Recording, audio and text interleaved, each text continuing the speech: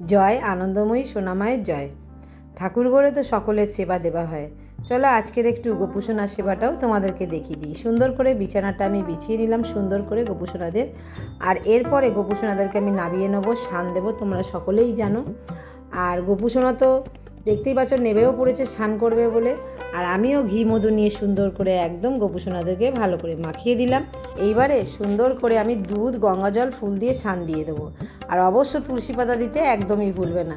তো দেখতে পাচ্ছ সুন্দর করে গোপুসোনাদেরকে দুধ দিয়ে স্নান করে দিচ্ছি। এরপরে একদম প্লেন গঙ্গা জল, ফুল দিয়ে সুন্দর করে স্নান করে দিলাম। দেওয়ার পরে ছোট গপুকে আর সেজ গপুকে সুন্দর করে তুলে নিয়েছি।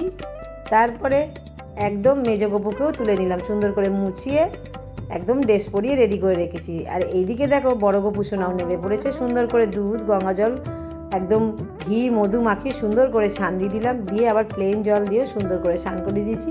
এইবারে আমি বড় গোপুসোনাকেও মুছিয়ে নেবো। মুছে সুন্দর করে একদম ড্রেস পরিয়ে দিয়েছি। দেখতেই পাচ্ছ কত সুন্দর লাগছে। আজকের পরেছে গোপুসোনা গেঞ্জি প্যান্ট, দুই গোপুসোনাই।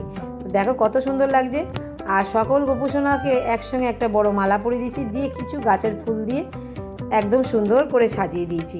আজকের সাজটা গোপুসোনাদের কেমন লাগলো তোমাদের?